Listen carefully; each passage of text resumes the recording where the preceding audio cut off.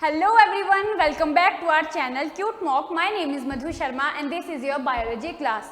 So हम क्या पढ़ रहे थे, हमने हमारी प्रीवियस क्लास में the sexual reproduction in flowering plants chapter start कर लिया था। तो इस चैप्टर में अभी तक हमने क्या पढ़ा, हमने मेल रिप्रोडक्टिव ऑर्गन के बारे में डिटेल्स में पढ़ लिया है। अब आने वाली क्लासेस में हम क्या पढ़ेंगे, फीमेल रिप्रोडक्टिव ऑर्गन, उसमें कैसे गैमेट्स की फॉर्मेशन होती है, उसके बाद हम पढ़ेंगे कैसे फर्टिलाइजेशन होती है एंड पोस्ट फर्टिलाइजेशन क्या क्या चेंजेस होते हैं। तो अभी तक थोड़ा सा समराइज करते हैं, हमने हमारी प्रीवियस क्लासेस में क्या पढ़ा। हम मेल रिप्रोडक्टिव ऑर्गन्स के बारे में पढ़ रहे थे, जो कि हमारे पास था स्टेमन। अब स्टेमन में क्या होता है, जो स्टेमन होता है ये दो पार्ट से मिलकर बना होता है। इसका जो अपर मोस्ट पार्ट होता है उसे हम एंथर बोलते हैं एंड जो इसका बेसल पार्ट होता है उसे हम फिलामेंट बोलते हैं। तो जो एंथर होता है, एंथर के अंदर कुछ माइक्रोस्पोरेंजियास की फॉर्मेशन होती है और जो माइक्रोस्पोरेंजिया होते हैं उनके अंदर हमारे पास कुछ डिप्लॉइड सेल्स होंगे जो फाइनली हमारे पास हैप्लॉइड सेल की फॉर्मेशन करेंगे। तो जब स्पोरेंजिया से हमारे पास मियोसिस होगी तो कुछ हैप्लॉइड सेल्स बनते थे जिन्हें हम क्या बोलते थे, माइक्रोस्पोर्स, और वही माइक्रोस्पोर्स आगे चलकर क्या बनाते थे, पॉलन ग्रेन्स। तो हमारी प्रीवियस क्लास में हम पॉलन ग्रेन्स तक पहुंच गए हैं, मतलब फाइनली हम उस स्टेप तक पहुंच गए हैं जहां हमारे पास गैमेट्स की फॉर्मेशन हो चुकी है। तो अब हम आज नेक्स्ट टॉपिक स्टार्ट करेंगे कि कैसे वो जो पॉलन ग्रेन्स है उसमें मतलब उस पॉलन ग्रेन्स का स्ट्रक्चर कैसा होता है और कैसे वो फीमेल रिप्रोडक्टिव ऑर्गन तक पहुंचता है। बट उससे पहले थोड़ा सा हम हमारे पिछले कुछ प्रीवियस क्वेश्चंस पर डिस्कशन कर लेते हैं जो आपको पिछली क्लास में दिए गए थे। तो चलो उनका आंसर पहले देख लेते हैं।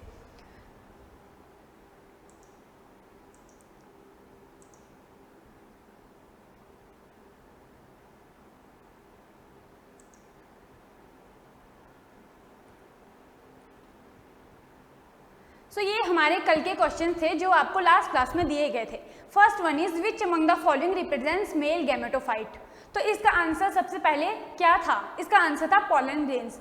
मैंने आपको ये पढ़ाया था कि विच among the following represents male gametophyte. Male gametophyte हम किसे कहते हैं, मेल गैमेटोफाइट मीन जिसके अंदर मेल गैमेट्स की फॉर्मेशन होती है। तो मेल गैमेट्स की फॉर्मेशन हमारे यहाँ कहाँ पर हो रही थी, पॉलन ग्रेन्स के अंदर, क्योंकि फाइनली हम पॉलन ग्रेन्स तक पहुँच चुके हैं। और जो पॉलन ग्रेन्स है उसके अंदर ही दो तरह के सेल होते थे। दो तरह के सेल्स कौन से थे, लार्ज वाले सेल को हमने बोला था वेजिटेटिव सेल एंड जो स्मॉलर सेल्स थे वो थे जनरेटिव सेल। जो जनरेटिव सेल थे वही आगे चलकर मेल गैमेट्स की फॉर्मेशन करते हैं। तो इसका आंसर हमारे पास हो गया pollen grains. Second question is which among the following give rise to male gametes. तो ये भी हमने हमारी प्रीवियस क्लास में पढ़ लिया था कि जो वेजिटेटिव सेल और जनरेटिव सेल है ये दो तरह के सेल पॉलन ग्रेन्स के अंदर बनते हैं। जो वेजिटेटिव सेल थे वो क्या करते थे, वो पॉलन ट्यूब की फॉर्मेशन में हेल्प करते थे। बट जो जनरेटिव सेल होते थे उनमें माइटोसिस डिवीजन होने के बाद वो दो सेल्स में डिवाइड हो जाते थे और वो दो सेल्स कौन से थे, मेल गैमेट्स। तो ये हमारे जो क्वेश्चन थे इनका इसका आंसर था जनरेटिव सेल एंड ये विच among the following represents male gametophyte. तो इसका आंसर था पॉलन ग्रेन। सो अगर आपने पिछली क्लासेस को सही से समझा होगा तो आपको ये क्वेश्चन सॉल्व करने में कोई प्रॉब्लम नहीं हुई होगी। तो चलो अब हम आज की हमारी क्लास स्टार्ट करते हैं। आज हम क्या पढ़ने वाले हैं, हमने पिछली क्लास में पॉलन ग्रेन्स के बारे में पढ़ लिया था। अब पॉलन ग्रेन्स के बारे में थोड़ी सी डिस्कशन कर लेते हैं कि आखिरकार ये पॉलन ग्रेन्स है क्या। पॉलन ग्रेन्स क्या है कि जिस टाइम पे एंथर हमारा मैच्योर होता है, एंथर के अंदर पॉलन ग्रेन्स की फॉर्मेशन होती है और वही पॉलन ग्रेन्स कहाँ पर पहुंचते हैं, फीमेल रिप्रोडक्टिव ऑर्गन्स तक। क्योंकि अब जो मेल गैमेट्स है वो तो उन पॉलन्स के अंदर प्रेजेंट है, तो मेल गैमेट्स तो फीमेल ऑर्गन तक नहीं पहुंचेंगे, तो उन्हें वो किसके अंदर प्रेजेंट है, वो पॉलन ग्रेन्स के अंदर प्रेजेंट है। तो वो पॉलन ग्रेन्स जब मैच्योर होकर रिलीज होते हैं वो फाइनली कहाँ पहुंचते हैं, फीमेल रिप्रोडक्टिव ऑर्गन्स के अंदर। तो ये जो पॉलन ग्रेन्स होते हैं इन्हें आप कैसे देख सकते हो। तो पॉलन ग्रेन्स की बात करते हैं, आपने ये चीज़ सबने फील की होगी कि कुछ फ्लावर्स होंगे, उनका जो एंथर पार्ट होता है उन्हें अगर आप टच करोगे तो उससे आपको क्या दिखाई देगा, कुछ पाउडरी आपको मास दिखाई देगा, मतलब पाउडरी सा कुछ येलोइश आपके फिंगर्स पे कुछ आपको दिखाई देगा। वो क्या होते हैं, दीज आर पॉलन ग्रेन्स। अब उन पॉलन ग्रेन्स को अगर आपको और डिटेल में स्टडी करना हो तो आप क्या करोगे, उन पॉलन ग्रेन्स को आप ग्लास स्लाइड पर डालकर उस पर कुछ वाटर ड्रॉप्स डालोगे। उसके बाद अगर आप उसे माइक्रोस्कोप के नीचे ऑब्जर्व करो तो आप देखोगे कि वो जो पॉलन ग्रेन्स है वो डिफरेंट शेप्स के होते हैं। और ये जो पॉलन ग्रेन्स का स्ट्रक्चर होता है, इनकी शेप्स होती है, ये वेरी करता है स्पीशीज़ के अकॉर्डिंग, क्योंकि हर एक स्पीशीज़ की का जो पॉलन ग्रेन होता है वो अलग होता है, उसकी जो स्कल्पचरिंग होती है वो अलग होती है। तो इसलिए कई बार क्या होता है कि जो एंजियोस्पर्मिक जो हमारे पास स्पीशीज़ होती है उनकी पहचान कई बार इनके पॉलन ग्रेन्स को देखकर ही की जाती है। तो ये थे हमारा थोड़ा सा पोलन ग्रेन्स के बारे में। और पोलन ग्रेन्स का साइज क्या होता है? Pollen grains these are spherical bodies. इनका साइज आपके पास 25 से 50 माइक्रोमीटर्स तक हो सकता है, 25 से 50 माइक्रोमीटर्स। तो ये क्या होते हैं? Pollen grains. अब थोड़ा सा हम देखते हैं, आज हम पढ़ेंगे स्ट्रक्चर ऑफ पोलन ग्रेन्स। अभी तक हमने सिर्फ पोलन ग्रेन्स का लास्ट क्लास में बेसिक सा स्ट्रक्चर पढ़ा था कि उसमें 2 तरह के सेल बनते हैं। आज हम इस स्ट्रक्चर को ही डिटेल में पढ़ने वाले हैं। तो चलो स्टार्ट करते हैं। Structure of pollen grains. So पहले हम इसका डायग्राम ड्रॉ करते हैं। Pollen grain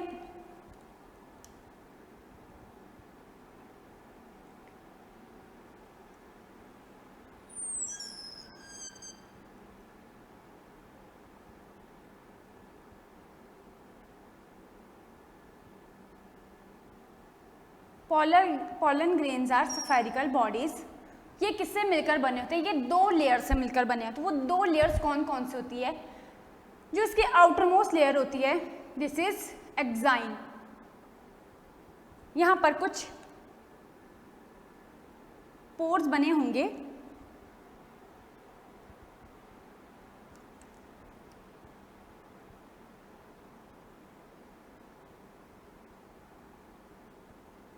this is pollen grain. अब ये जो पोलन ग्रेन था ये हमने पिछली क्लास में पढ़ लिया था। इसका बेसिक सा स्ट्रक्चर हम पढ़ चुके थे। आज हम थोड़ा डिटेल में पढ़ेंगे। हमने क्या पढ़ा था? जो पोलन ग्रेन की आउटर मोस्ट लेयर थी उसे हमने बोला था एक्साइन। इसकी आउटर मोस्ट लेयर इसे हम एक्साइन बोलते हैं, और जो इसकी इनर लेयर होती है वो होती है इंटाइन। और उसके बाद क्या पढ़ा था? यहाँ पर कुछ जर्म पोर्स प्रेजेंट होते हैं, इन्हें क्या बोलते हैं? Germ pores. इसके बारे में भी मैं आपको अभी बताऊंगी ये जर्म पोर्स क्या करते हैं। और उसके बाद हमने क्या पढ़ा था कि जो पोलन ग्रेन होता है उसके अंदर हमारे पास 2 तरह के सेल्स प्रेजेंट होते हैं। एक होता है जो स्पिंडल शेप का सेल होता है, उसे हम बोलते हैं जनरेटिव सेल। और जो लार्ज सेल होता है उसे हम बोलते हैं वेजिटेटिव सेल, जिसका हमारे पास जो न्यूक्लियस होता था वो इरेगुलर शेप का होता था। जो वेजिटेटिव सेल था वो हमने क्या पढ़ा था कि वेजिटेटिव सेल में हमारे पास अबंडेंट फूड रिजर्व प्रेजेंट होता है। ये अबंडेंट फूड रिजर्व प्रेजेंट होता है, और साथ ही साथ इसके फंक्शन की बात करें तो ये क्या फंक्शन प्रोवाइड करता था? ये फॉर्मेशन करता था पोलन ट्यूब की। और वो पोलन ट्यूब क्या होती है अब थोड़ा सा यहीं पर जान लेते हैं, बाकी डिटेल में हम नेक्स्ट टॉपिक में पढ़ेंगे। जब ये पोलन ग्रेन रिलीज होता है उसके बाद क्या होता है? ये जो जर्म पोर्स होते हैं यहाँ से ये वेजिटेटिव सेल पोलन ट्यूब की फॉर्मेशन करता है, और वो पोलन ट्यूब इन जर्म पोर्स से बाहर आकर फीमेल रिप्रोडक्टिव ऑर्गन में एंटर करती है। तो ये फंक्शन हमारा किसका था? वेजिटेटिव सेल का। और ये जो स्मॉलर सेल था जिसे हमने बोला था जनरेटिव सेल, ये क्या करता था? ये जनरेटिव सेल कन्वर्ट हो जाता था 2 मेल गैमेट्स में, क्योंकि जनरेटिव सेल में हमारे पास माइटोसिस डिवीजन होता था, जिसके बाद इससे 2 मेल गैमेट्स की फॉर्मेशन होती थी। और वेजिटेटिव सेल क्या करता था? ये हमारे पास बनाता था पोलन ट्यूब। तो ये हमने बेसिक सा हमारी प्रीवियस क्लास में हमने पहले ही पढ़ लिया था। तो आज हम क्या देखेंगे? आज हम थोड़ा सा डिटेल में देखते हैं इन लेयर्स के बारे में कि जो हमारा पोलन ग्रेन्स है ये कितनी लेयर से मिलकर बना होता है। तो हमने बोला पोलन ग्रेन 2 लेयर से मिलकर बना होता है। जो इसकी आउटर मोस्ट लेयर होती है उसे हम बोलते हैं एक्साइन, और जो इनर मोस्ट लेयर हुई उसे हम बोलते हैं इंटाइन। तो इन दोनों लेयर्स के बारे में आपको पता रहना चाहिए। यहाँ से आपके बहुत से क्वेश्चंस भी बनते हैं। जो एक्साइन होती है, एक्साइन जो आउटर मोस्ट लेयर है, सबसे पहले तो ये पता होना चाहिए एक्साइन कौन सी लेयर है? This is outer most layer, outer most discontinuous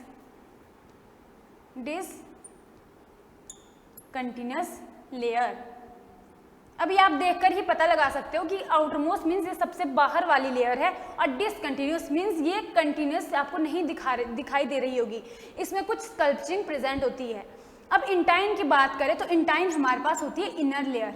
intine this is inner layer, thin and continuous, this is continuous layer. अब नेक्स्ट जो एक्साइन होती है ये किससे मिलकर बनी होती है? Exine this is made up of sporopollenin, pollenin. और जो इंटाइन है ये किससे मिलकर बनी होती है, यहाँ पे मैं स्टार लगा देती हूँ, यहाँ पर भी स्टार लगा लेती हूँ, ये मोस्ट इंपॉर्टेंट पॉइंट्स है एक्साइन के बारे में स्पोरोपॉलिनिन, एंड इंटाइन के बारे में intine is made up of cellulose and pectin. So ये भी ध्यान रखो कि जो हमारी इंटाइन है वो किससे मिलकर बनी है, इंटाइन सेलुलोज और पैक्टिन से मिलकर बनी होती है, और जो एक्साइन है वो स्पोरोपॉलिनिन से बनी होती है। अब स्पोरोपॉलिनिन की स्पेसिफिक बात करें तो ये स्पोरोपॉलिनिन क्या है, this sporopollenin this is most resistant organic matter known. अब देखिए जो ये स्पोरोपॉलिनिन है ये इतनी रेजिस्टेंट लेयर है कि इसके ऊपर आप स्ट्रॉन्ग एसिड्स डालो, अल्कली डालो, आप इसके ऊपर एंजाइम डालो, स्ट्रॉन्ग से स्ट्रॉन्ग एंजाइम डालो, ये ब्रेक नहीं होगी। ये ब्रेक नहीं होगी इसका क्या मतलब हुआ, ये क्या करती है, ये प्रोटेक्शन प्रोवाइड करती है किसको, पॉलन ग्रेन को। अब प्रोटेक्शन प्रोवाइड करेगी, कैसे प्रोटेक्शन प्रोवाइड करेगी, अब आप थोड़ा सा ये चीज़ सोचो कि ये चीज़ें क्यों बनी है, ये नेचर ने ऐसी क्यों बनाई है, थोड़ा सा सोचते हैं। क्योंकि अब देखो जिस टाइम पे पॉलन्स रिलीज हो रहे होंगे, पॉलन रिलीज होंगे तो वो आपके pollen directly female reproductive organs पे तो जाएंगे नहीं कि उन्हें इजीली वो वहाँ पर पहुँच जाएंगे, वो कहीं सॉइल में दब जाएंगे, कहीं कोई बहुत पेड़ पौधे, मतलब कुछ भी ऐसा हो सकता है कि उन्हें डिफिकल्टी हो सकती है सर्वाइव करने में। बट उन्हें कौन वहाँ पे प्रोटेक्ट करता है, ये जो उनकी आउटर कवरिंग होती है ये उन्हें हेल्प करती है कि वो खत्म ना हो, वो ब्रेक ना हो, वो क्या रहे, वायबल रहे। तो इसलिए ये जो स्पोरोपॉलिनिन जो लेयर है, जो इसकी कंपोजिशन है एक्साइन की, ये हेल्प करती है प्रोटेक्शन में, क्योंकि ये किसी भी चीज़ से नहीं ब्रेक हो सकती। अब चाहे आंधी आए, तूफान आए, अगर पॉलन कहीं भी गिरा हो तो उसे कुछ नहीं होगा, वो हमेशा ठीक रहेगा। तो इसलिए ये स्पोरोपॉलिनिन ही उसे बचाने में हेल्प करती है। तो this is the most resistant organic matter known. इसमें आप क्या, organic acid, alkali, enzyme, resistant, ये क्या होती है, ये इन सब से रेजिस्टेंट होती है। अब नेक्स्ट हम देखते हैं हमारे पास क्या होता है पॉलन ग्रेन्स में। एक हमारे पास होता है जर्म पोर्स। अब जर्म पोर की बात करते हैं। This germ pour is also present in a pollen grain. ये जर्म पोर किसमें हेल्प करता है, तो मैंने आपको अभी बताया कि जब पॉलन ट्यूब की फॉर्मेशन होगी, पॉलन ट्यूब की फॉर्मेशन क्यों हो रही है, क्योंकि जब मेल गैमेट्स को बाहर भी तो आना है। अब ये चीज़ सोचो, मेल गैमेट्स हमें चाहिए, अगर वो इस पॉलन ग्रेन के अंदर ही रहेंगे तो क्या फ़ायदा, उन्हें बाहर आना पड़ेगा। और वो बाहर कैसे आएंगे, बाहर तो हमारी एक्साइन की लेयर है जो कि कैसे बहुत ही हार्ड है। तो अब पॉलन ग्रेन में इतनी पावर तो नहीं, ये हमारे गैमेट्स में इतनी ताकत तो नहीं है कि वो एक्साइन को तोड़कर बाहर आ जाएंगे, क्योंकि अब ये लेयर ये तो हर चीज़ से रेजिस्टेंट है, इसे तो कोई तोड़ नहीं सकता। तो जो पॉलन ट्यूब होती है, जिसके अंदर जो पॉलन ट्यूब किसको कैरी करती है, वो मेल गैमेट्स को कैरी करते हैं, तो वो पॉलन ट्यूब को बाहर आने में हेल्प करते हैं ये जर्म पोर्स।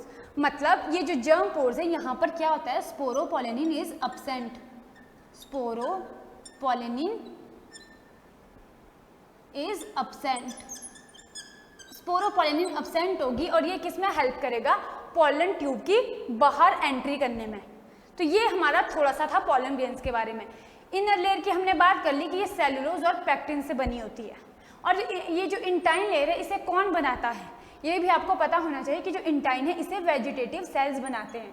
कौन से सेल, वेजिटेटिव सेल्स, क्योंकि वेजिटेटिव सेल्स ही पॉलन ट्यूब की फॉर्मेशन करके गैमेट्स को बाहर ले आने का काम करते हैं। तो ये हमने अभी पढ़ लिया किसके बारे में, पॉलन ग्रेन्स के बारे में। अब हम पॉलन ग्रेन्स के फंक्शंस की बात करते हैं, थोड़ा सा प्रॉपर्टीज़ के बारे में जान लेते हैं। तो चलो वो हम हमारी स्लाइड से देखेंगे, ये थोड़ा थ्योरेटिकल सा पोर्शन है तो इसे मैं आपको यहाँ से कवर करवाती हूँ।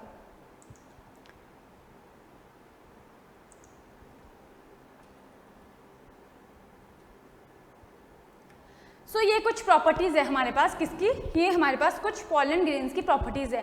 First property, pollen allergy. Pollen give allergic reaction after inhaling and lead to many disease like bronchitis, asthma etcetera.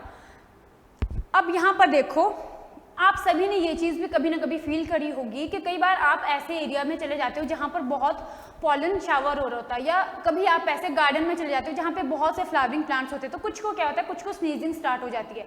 तो वो क्यों होता है, क्योंकि वो जो पॉलन्स होते हैं, कुछ स्पीशीज़ के पॉलन हमारे अंदर क्या करते हैं, एलर्जी कॉज करते हैं। तो वो एलर्जिक रिएक्शन कैसे होते हैं कि वो जो पॉलन जब जिस टाइम पे रिलीज हो रहे होंगे हम उन्हें इनहेल कर लेते हैं, जैसे ही वो हम इनहेल करेंगे तो हमें स्नीजिंग स्टार्ट हो जाती है। बट कई बार क्या होता है कि ये पॉलन्स होते हैं ये डिजीज भी कॉज कर लेते हैं। कौन सी डिजीज, ब्रोंकाइटिस एंड अस्थमा।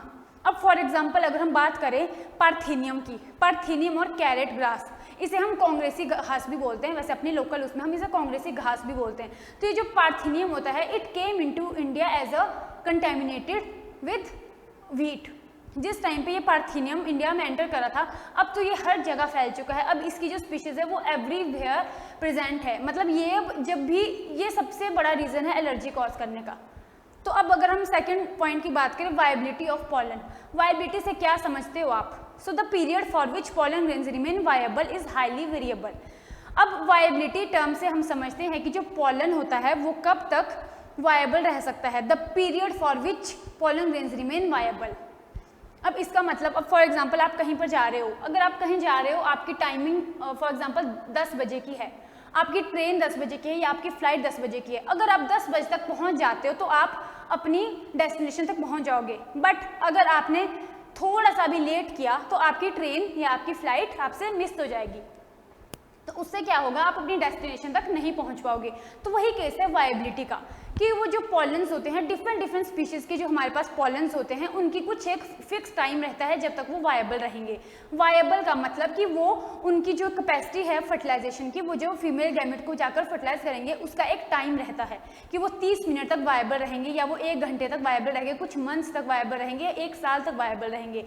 अगर उनका वो टाइम निकल गया उसके बाद वो फर्टिलाइजेशन नहीं कर सकते। इसीलिए ये जो वायबिलिटी है ये डिफरेंट स्पीशीज़ में वेरी करती है। फॉर एग्जाम्पल अगर हम राइस एंड व्हीट मतलब सीरियल्स प्लांट की बात करें तो उनकी जो वायबिलिटी है वो सिर्फ 30 मिनट्स की होती है। मतलब 30 मिनट्स के अंदर अंदर अगर पॉलन रिलीज हो गया, अगर वो उसी बीच फीमेल रिप्रोडक्टिव ऑर्गन तक पहुंच गया तो वहाँ पर क्या होगा, फर्टिलाइजेशन होगी। बट अगर वो उससे पहले नहीं पहुँच पाया, अगर उसके लेट हो गया तो वो फिर किसी काम का नहीं रह जाएगा, उसकी वायबिलिटी ही खत्म हो गई। और वैसे ही यहाँ पर हम बात करें rosaceae, leguminosae and solanaceae family की, तो यहाँ पर हमारे पास क्या होता है, ये जो मेंबर्स हैं, ये जो फैमिलीज है रोजेसी, लेग्यूमिनोसी एंड सोलेनेसी, इसमें हमारे पास क्या होता है कि जो हमारे पॉलन्स होते हैं वो बहुत टाइम तक वायबल रहते हैं, मतलब उनकी वायबिलिटी कुछ मंथ्स की होती है। तो इसलिए इनके पास काफ़ी टाइम रहता है आगे फर्टिलाइजेशन करने के लिए। अब नेक्स्ट देखते हैं पॉलन एज अ फूड। अब फूड की भी बात करें तो ये सोच के थोड़ा सा अजीब लगेगा कि जो पॉलन्स होते हैं वो एज अ न्यूट्रिएंट भी काम करते हैं, मतलब क्योंकि जो पॉलन ग्रेन्स होते हैं उनमें हाई क्वांटिटी में न्यूट्रिशन प्रेजेंट होता है।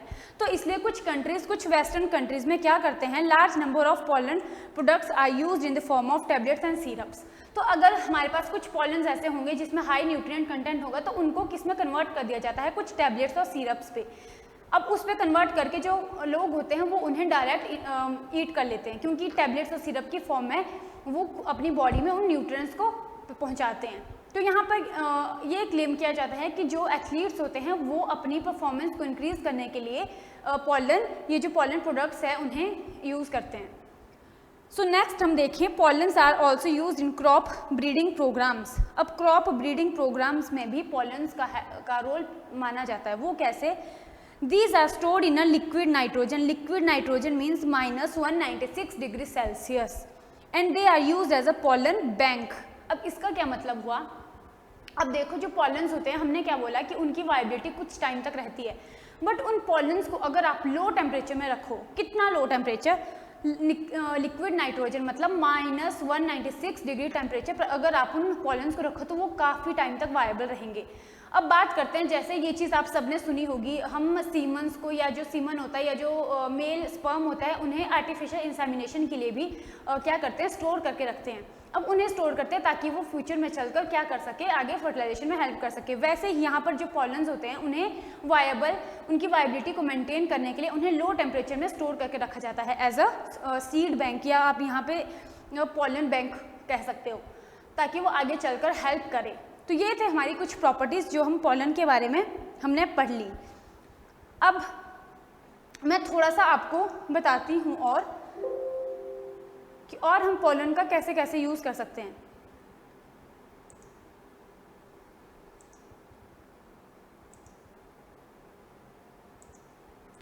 देखो बच्चों, ये जो पॉलन्स होते हैं, कई बार क्या होता है कि जब जो पॉलन्स है ये बहुत इंपॉर्टेंट रोल प्ले करते हैं।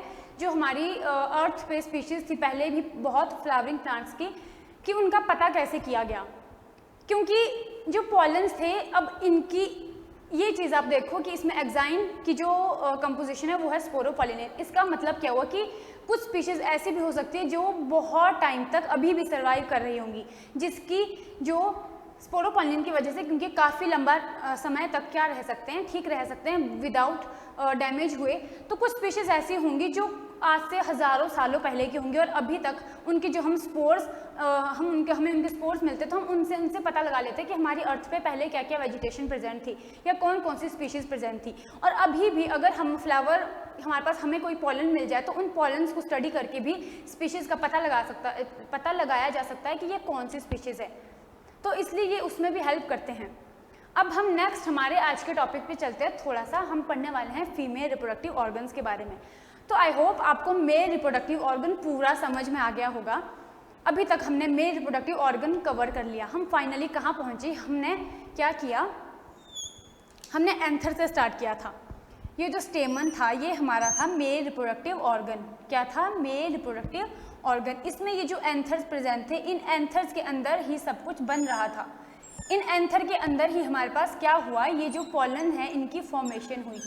डिफरेंट ये जो पॉलन थे, thousands of pollen grains are produce inside a anther. अब ये जो जितने भी पॉलन ग्रेन्स थे, जब ये एंथर मैच्योर हुआ तो इनकी क्या हुई, डेhiscence हो गई और ये रिलीज हो गए। जैसे ही रिलीज हुए, इसके अंदर क्या प्रेजेंट है, अगर देखें हर एक पॉलन ग्रेन के अंदर हमारे पास मेल गैमेट्स प्रेजेंट है, या मेल गैमेट्स अभी नहीं भी प्रेजेंट है तो इसके अंदर 2 वेजिटेटिव सेल और जेनेटिव सेल हैं, क्योंकि 60% एंजियोस्पर्म्स के केस में ये 2 सेल में रिलीज हो जाता है। बट हमने पढ़ा था कि 40% एंजियोस्पर्म्स के केस में ये 3 सेल स्टेज में भी रिलीज हो जाता है। तो अभी तक हमारे पास यहाँ पर इसके अंदर वो जो गैमेट्स प्रोड्यूस करने वाले सेल्स, या आप बोलो कि कुछ गैमेट्स प्रोड्यूस हो चुके हैं, मतलब जेनेटिव सेल कन्वर्ट हो चुका है, वो इस पॉलन के अंदर है। तो ये हमने अभी तक पढ़ा मेल रिप्रोडक्टिव ऑर्गन में। तो यहाँ पर हमारा मेल रिप्रोडक्टिव ऑर्गन खत्म होता है। यहाँ पे हमारे पास गैमेट्स बन गए। अब नेक्स्ट हम देखेंगे कि ये जो पॉलन है ये आगे चलकर कहाँ जाता है और क्या करता है और कैसे हमारे पास फर्टिलाइजेशन होती है। तो चलो थोड़ा सा अब हम पढ़ लेते हैं फीमेल रिप्रोडक्टिव ऑर्गन के बारे में।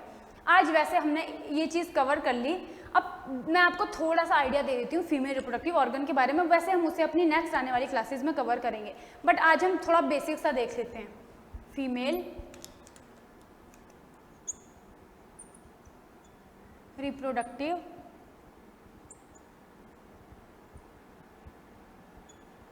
Organ. So female reproductive organ को हम क्या बोलते हैं? जैसे मेल रिप्रोडक्टिव ऑर्गन को हमने स्टेमन बोला था, वैसे फीमेल रिप्रोडक्टिव ऑर्गन को हम पिस्टिल बोलते हैं या कार्पल्स बोलते हैं। अब ये किससे मिलकर बना होता है, ये आप साथ साथ कंपैरिजन भी कर सकते हो कि मेल के केस में, या आप मेल का भी रिवाइज कर सकते हो। अगर मैं बोल रही हूँ कि फीमेल रिप्रोडक्टिव ऑर्गन पिस्टिल था, तो आप साथ साथ रिवाइज करो कि मेल रिप्रोडक्टिव ऑर्गन क्या था और ये फीमेल रिप्रोडक्टिव ऑर्गन किससे मिलकर बना है। तो साथ में रिवाइज करो कि मेल रिप्रोडक्टिव ऑर्गन जो था वो कितने पार्ट से मिलकर बना था। तो जो फीमेल रिप्रोडक्टिव हमारा ऑर्गन होता है वो 3 पार्ट्स मिलकर बना होता है। वो 3 पार्ट्स कौन कौन से होते हैं? जो इसका सबसे अपर मोस्ट पार्ट होता है उसे हम बोलते हैं स्टिग्मा,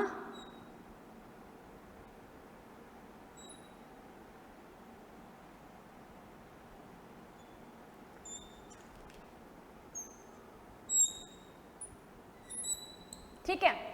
तो ये क्या है हमारा फीमेल रिप्रोडक्टिव ऑर्गन। इसका जो अपर मोस्ट पार्ट था उसे हमने बोला स्टिग्मा, फिर जो मिडल पार्ट था इसे हमने बोला स्टाइल, जो इसका बेसल पार्ट है वो है ovary.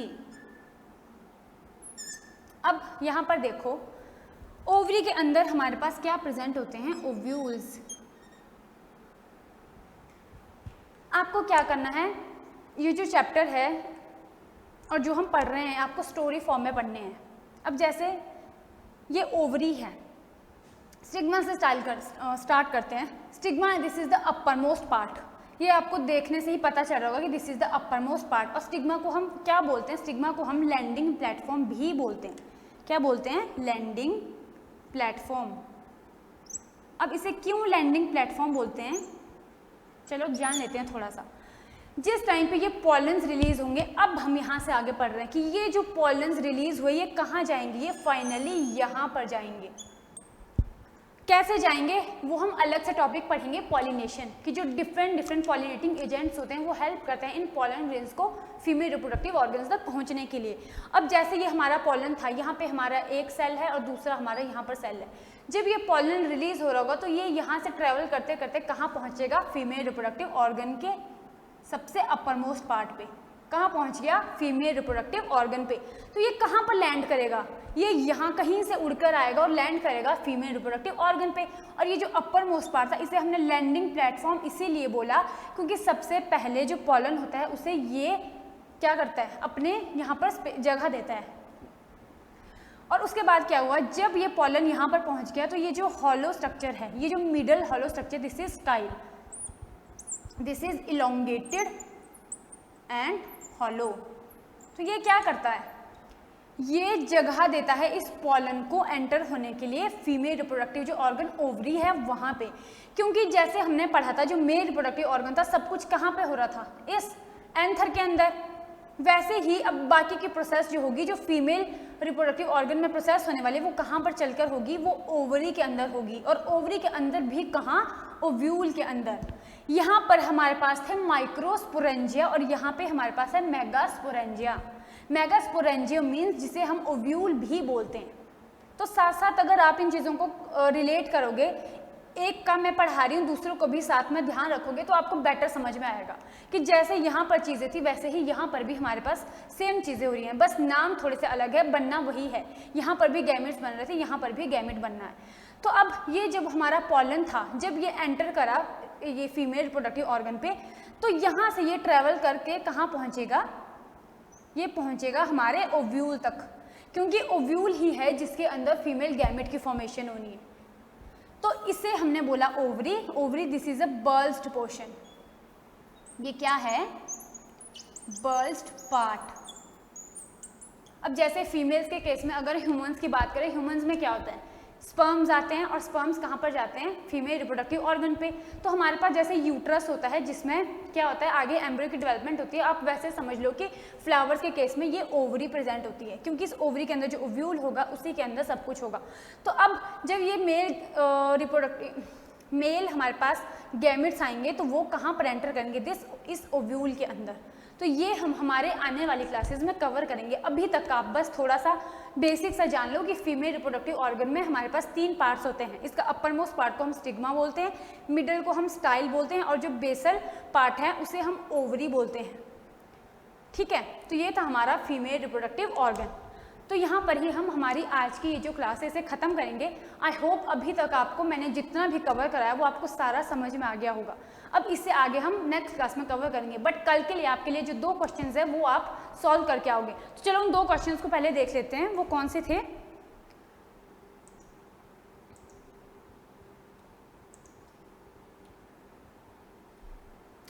So first question, which part of the pistil serve as a landing platform to receive the pollens in a flower? तो अब बताओ, अभी हमने थोड़ी देर पहले ही पढ़ा कि which part of the pistil serve as a landing platform। तो इसका आंसर अगर आपको पता होगा तो आप इसे अभी के अभी सॉल्व कर सकते हो। Next, pollen grains are preserved as a fossil because of the presence of, जो हमारे pollen grains होते हैं उन्हें काफ़ी टाइम तक एज अ फॉसिल स्टोर कर दिया जाता है। क्यों वो एज अ फॉसिल काफ़ी टाइम तक रहते हैं? क्यों रहते हैं? उसमें ऐसा क्या होता है? तो इसका आंसर भी आप करोगे। तो अगर आपको समझ में आया तो आप ये भी करके आओगे। सो चलो आज का हमारा ये जो टॉपिक था ये हम यहीं पर ख़त्म करते हैं। बाकी हम मिलते हैं हमारे न्यू टॉपिक साथ हमारी नेक्स्ट क्लास में। तब तक के लिए बाय बाय।